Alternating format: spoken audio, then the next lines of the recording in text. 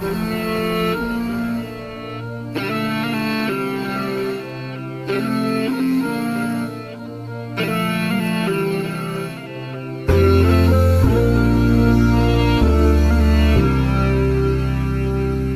al-Dain seems simple, but it isn't.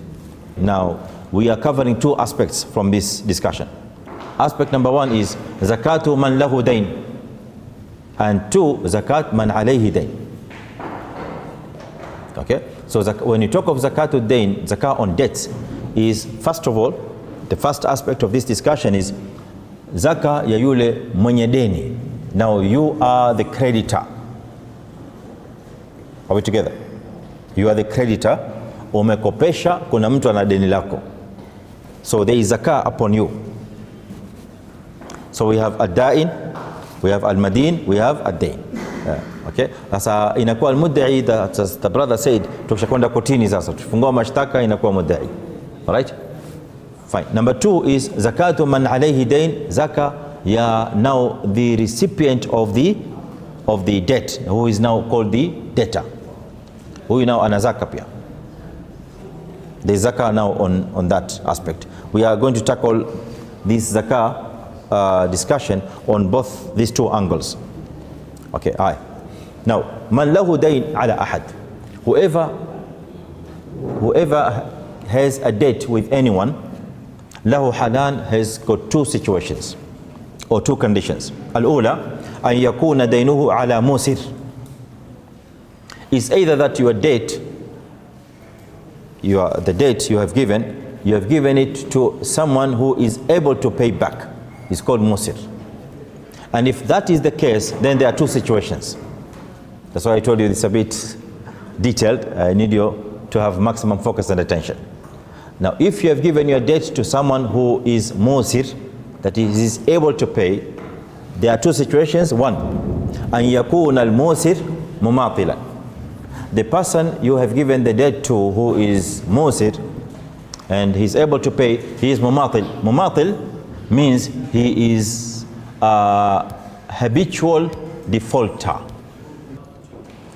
An yakuna daynuhu ala musir. That debt you have given out to someone, it is likely that you have given someone who is able, he has the ability to pay, but he is mumatil. So mumatil, what it means is he is someone who gives you a headache in payment of debts. We have people who are known as the habitual defaulters. He's a defaulter by habit.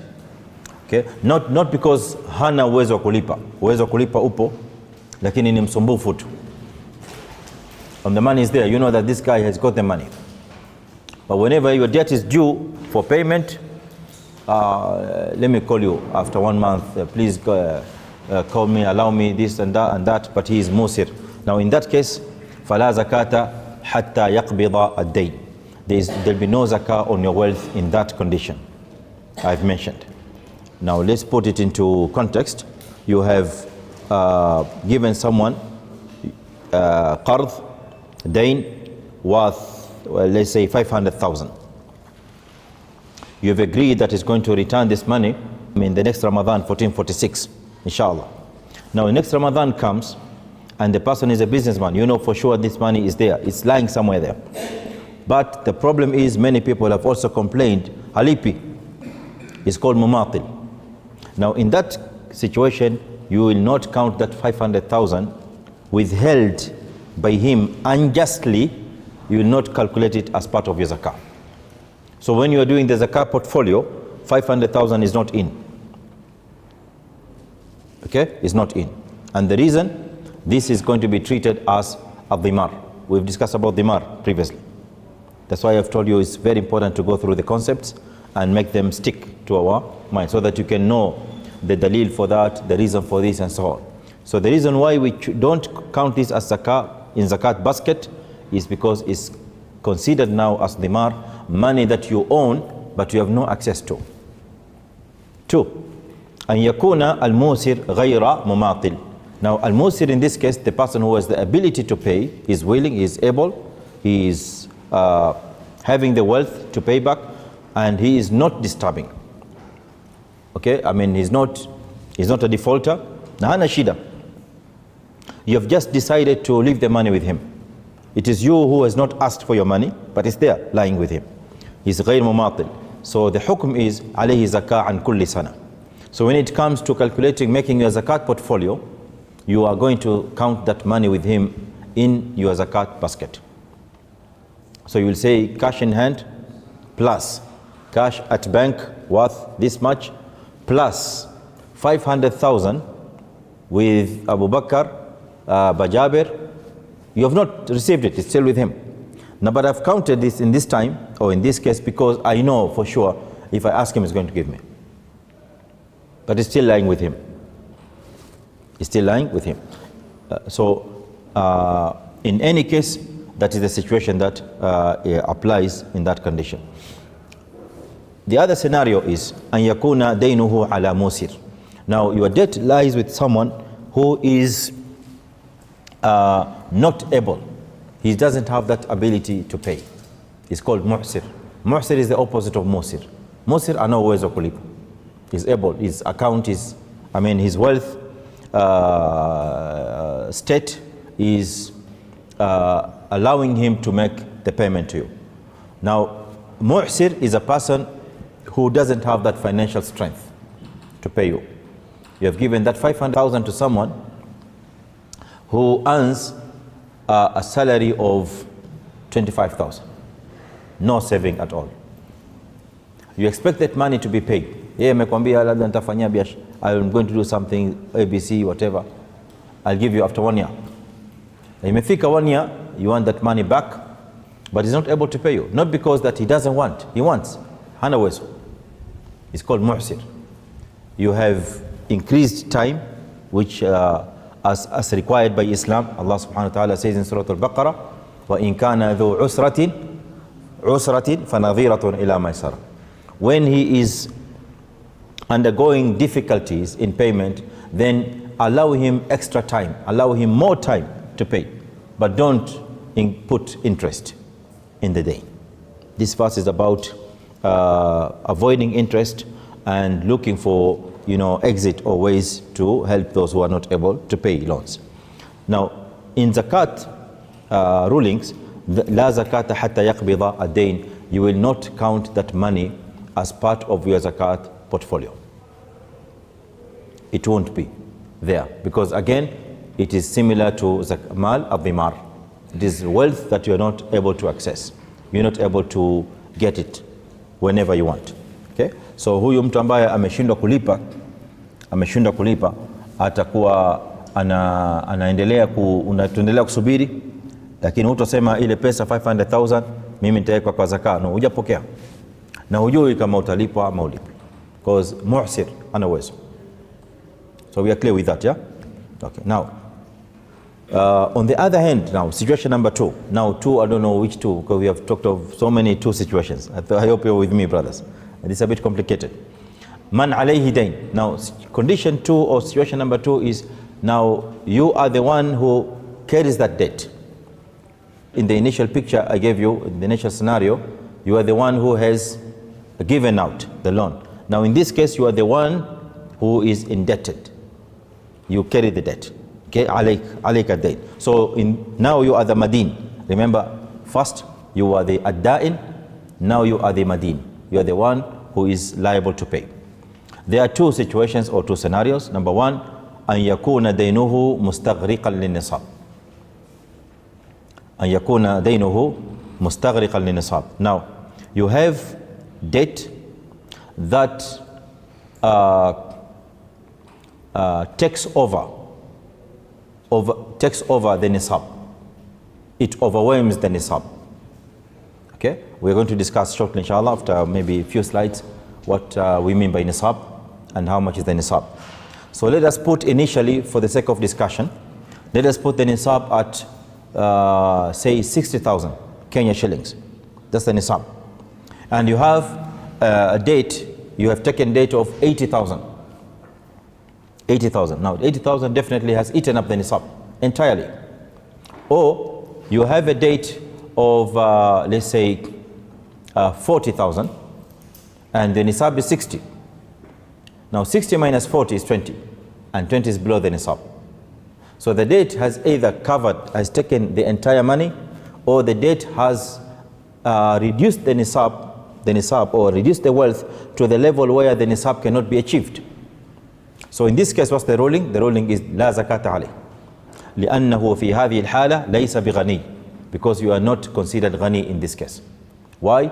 Because in zakat parlance, in zakat terminologies, ghani is a person who achieves the nisab. We have so many definitions of ghani as per the context.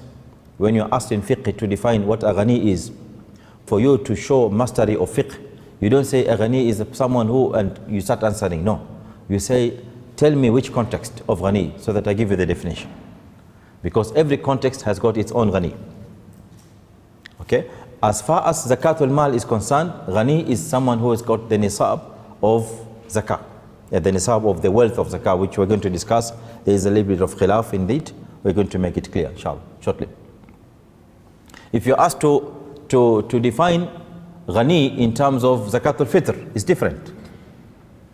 Now you see, zakatul mal, the ghani of zakatul mal is different from ghani of zakatul fitr. Ghani of zakatul fitr is someone who owns 1 sa' of debt. You're already ghani. Anything extra, you must give it out, because you're ghani now. But that is not the ghina that applies in zakatul mal. So every context has got its own meaning. We are paying zakah in accordance to the zakah category as per the basket, the zakat basket. Meaning that if I am liable to pay zakah from animals, then my zakah is going to be animals. I'm not taking an equivalent of the animals in terms of cash. And this is another aspect where many Muslim brothers and sisters fall into mistakes and blunders when it comes to giving out zakah. And what happens is, we normally tend to convert a zakat grouping or zakat category into another zakat category, which is not allowed in Islam. You have to stick to one particular category. I have animals, bahimat al-an'am, al-ibil wal-baqar wal-ghanam. I am supposed to pay zakah from that.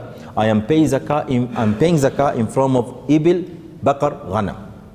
I'm not paying the equivalent of these animals in cash. And if my debt is in cash, my mal is in... We'll come to that. We'll come to that when it comes to dispensing zakah. There are details in that. Okay, like just to elaborate. Okay, if I have zakah from al-hasad, al-hasad is al-kharij min al-ard, al-hubub al-thimar, the grains and the fruits. I have to pay zakah in form of grains and fruits, not value. The value of the same, no. Zakah in cash, I'm paying it in cash. And this is where now the question comes in. If my zakah is in cash, to what extent will it be correct for me to convert that cash into dry food and give it to a poor person and tell him this is your zakah? And my zakah initially was cash. Why did I move from the cash category into food category? What rendered that movement or rendered that change? Because there is particular category of zakatul al-kharij min al-ard. Yes, it's overall nisab. Yes, yes, well, yes. In fact, there's a slide particularly on that coming inshallah. Yes, brother. You have the stock, but still you have done business with it. So you have some savings from that business, and you still have the stock that is there. Now, stock can be what is present after 1 year. Yes. Maybe it has not lasted for 1 year, but the stock is static. Let's say you cannot really say. So you need to pay zakah on the stock and earning separately, or you can merge them together. It's normally merged together. Merged together. Yes, yes, because so the stock cash or in cash, because what happens with the stock normally, we make it liquid. Okay. Yes, yes, we have to render the stock liquid so that we can combine it with the cash. Okay, so you don't have to measure the grain and give out as a... No. Okay. In terms of stock, when it comes to stock that is meant for sale, particularly meant for sale, unless it's stock that is taken from the harvest. Okay. Harvested stock is treated as harvested stock, and therefore we give it out as produce. And this is why the ayah now applies, وَآتُوا حَقَّهُ يَوْمَ حَصَادِ, and pay up its due right when the day of harvesting comes. Okay? Yeah, inshallah. Barakallahu feek wa yak. Situation number 2 or scenario 2 is أن لا يستغرق دينه النصاب. It's a situation where the debt does not overtake the nisab. It does not eat into the nisab. The nisab, even though we have a debt, but then the nisab is still valid, is still available. So let's go back again to the example of the nisab of 60,000, and you have a date. For example, your total cash is 100,000. You have a date of 20,000. Now, if you remove 20,000 from 100, you are left with 70, which is still above the nisab. So in this case, the date that you have did not touch or affect the nisab. Unlike in situation A, where your nisab, where your total wealth was 60, and you had a date of 60 or date of 40, or even 10. If you have a date of 10,000, it has already attacked the nisab, and the nisab has now been reduced to 50, and therefore your money has been rendered as non-zakatable, because the nisab has not been achieved. We're together on that, yeah? Okay. Now, so in this case, إذا كان الدين لا يستغرق النصاب فيخرج الدين ويزكي الباقي. So you'll remove the date, 100,000 minus 20. 20 was the date. 20,000, you are left with 80, and the nisab is 60. So you will pay zakah up from the 80,000 remainder, not from the 100. We're together. Not from the 100. You remove the date, and then, but then there is something that we need to understand when it comes to a dain. I really hope this slide is coming. If it doesn't, then I'm going to mention it, inshallah. Now, we've talked about ghani here, the rich. Let's take that quite quickly to understand who a ghani is in fiqh zakah. Al-ghina darajat. Al-ghina darajat. That is being rich. Okay, let me use this loose term. Being rich is considered in Islam as being of several stages, layers, or types. يفسر في كل باب بما يناسبه. It's defined in accordance with the context of every subject. Where are we using the word ghani, or what do we mean by ghani from every subject? Number one, في باب الزكاة, in the context of zakah, ghani man عنده نصاب الزكاة. So a rich person in fiqh zakah is the person who has achieved the nisab. Once you've achieved the nisab, you are ghani. So in zakah, in fiqh, you don't have to own millions for you to be a rich person. No, as soon as you achieve the nisab, you are rich. Alhamdulillah. Okay, so I think we have so many rich people in Islam today. Alhamdulillah. في باب أهل zakah, in terms of أهل zakah, من عنده كفاية سنة. من عنده كفاية سنة. Meaning, you want to disperse your zakah to someone. How do you tell that this person is poor and this is rich? You tell that this person is poor and this rich by using this criterion. If a person has got what will allow him to sustain for 1 year, that is a rich person. He's got what is going to sustain him as per his level of living, as per his standard of living, without taking into consideration that he will need to upgrade or improve his standard of living. No, assuming that he is living a particular standard of living, maintaining and sustaining that particular standard of living for 1 year, that person then is rich because he's able to do it. So you're going to look for a person who is not able to do that, because he's now going to be the poor person. Okay? في باب زكاة الفطر, as I've mentioned, من عنده ما يزيد على قوت يومه.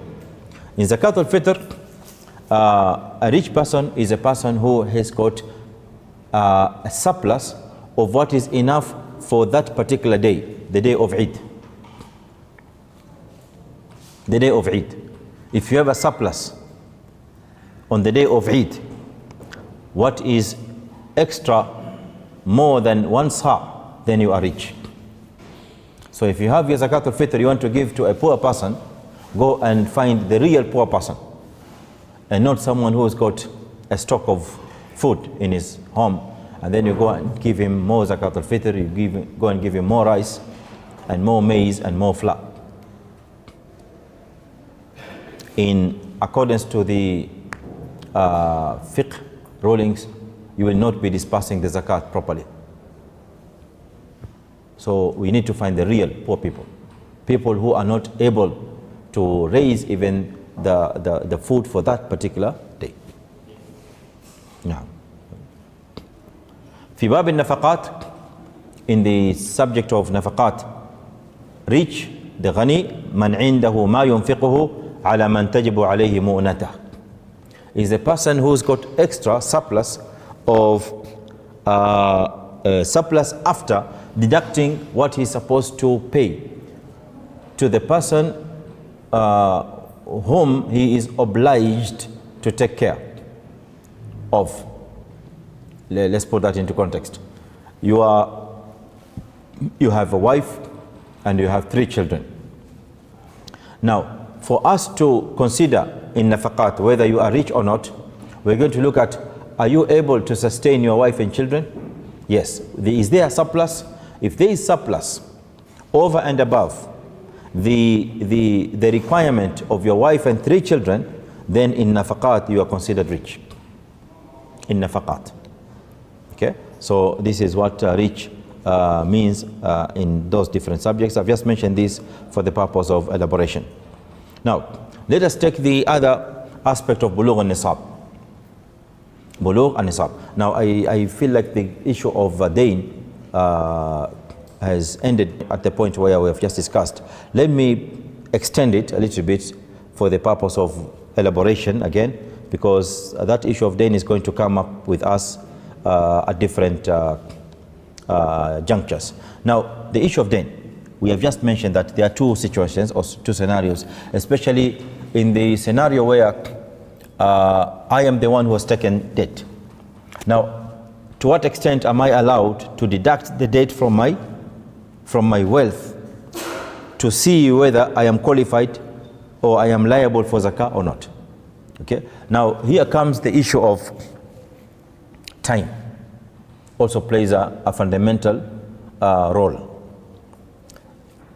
Scholars, fiqh scholars in particular, are looking at what point of time in that hawl did you take the debt or the loan. That is of paramount importance. Now let's put it into context again so that this issue can be clearer. I'm going back to the 100,000 example, assuming that the nisab is 60,000 again. Okay? Now, I have taken a loan, I'm indebted, I've taken a loan from my brother Sheikh Abdul Latif of 40,000, or let's say 50,000, then nisab is 60, because I want to drop it. The loan is 50,000 and the nisab is 60. Now, my hawl of that 100,000, my hawl started in Sha'ban last year, 1444. This year is Sha'ban 1445. So at the end of Sha'ban of this year, I'm going to complete the hawl. Now the question is, when did I take the debt from Brother Abdul Latif? The answer to that question is very important. It will lead us to know whether I am qualified to deduct the debt or not. Okay? Now if I have taken the debt from Brother Abdul Latif in Muharram or Safar or Rabi' al-Awwal, any time past Sha'ban, then I took 20,000 from him, or 50,000 from him, sorry. Then now comes Sha'ban, I'm supposed to pay. How do you tackle that? Am I liable to pay zakah from the 100,000, or I will look at the date 50,000 that I've taken, I'm supposed to pay I'll minus, and once I minus, I'm going to be left with 50, which is below nisab, and therefore not liable for zakah. The answer is, if the debt has come after hawl, after the completion of hawl, the hawl started and it's going to end in Sha'ban, and the date came within, somewhere within, I'm not supposed to deduct the date. The hawl stays, and you have to find your own means of paying that debt. لأن الله تعالى أحق بالوفاء, because his duty is given the first priority, and it's the one that kicked in first. His hawl came first. في كل سنة في هذه الحالة. لكن لو تقدم الدين على الحول, so the day now in this case I've taken it prior to Sha'ban. I took it before Sha'ban, and my hawl started in Sha'ban 1444 last year. I am liable to pay zakah 1445. In this case, which came first? Date came first. I am qualified now to subtract the 50,000. I minus 50,000 to pay my brother. I will look at the balance. Is it above nisab or below? It's below the nisab. There's no zakah. Together, brothers. Okay, that's the element of time in terms of dates. I just forgot to include that in the discussion.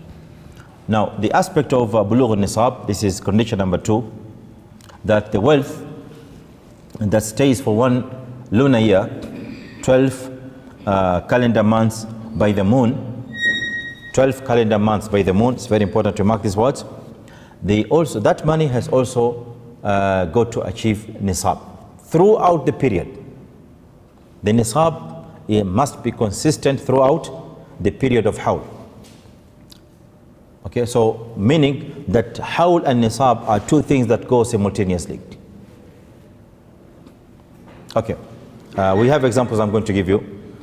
So first of all, let's define what nisab is. النصاب هو قدر من المال رتب الشارع وجوب الزكاة على بلوغه. It is an amount of money or wealth, for that matter, that the law, the Islamic law, Sharia, has considered in terms of rendering zakah to be wajib. For zakah to be wajib, you must achieve that amount of money. فلا تجب الزكاة في أقل منه ويختلف باختلاف المال المزكى أو المال الزكوي. Therefore, zakah will not be liable, will not be due in any wealth that is below, that is under the nisab. And that nisab, يختلف, it differs in accordance or it differs with the type of wealth that we have. Out of the zakat items in our basket, we have mentioned 4 kinds of items. We can recall them very fast. Zakat items in our basket, zakat basket. What did we put? We put gold and silver, and naqdain, and bahimat, al-an'am, and urud, al-tijara, and ma al-kharij min al-ard, al-hubub wal-thimar. Okay, so every kind of wealth out of these 4 items has got its own zakah. Its own nisab. Its own nisab. Now, starting with الذهب والفضة, the nisab of dhahab is 20 مثقالا.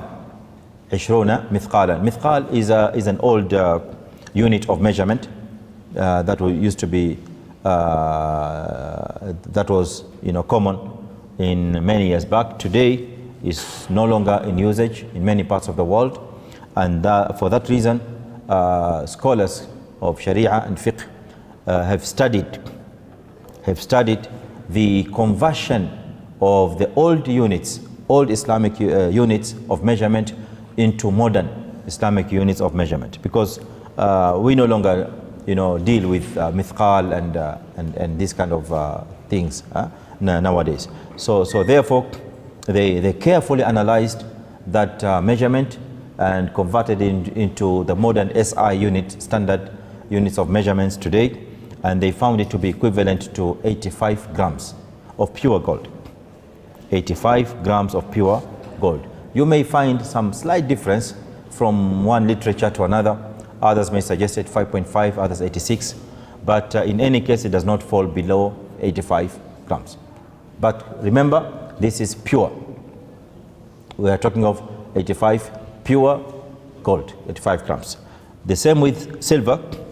In the ancient units of measurement, it used to be measured using dirham, which used to be 200 dirham, and converting that into modern measurement, it is going to give us 595 grams of pure silver.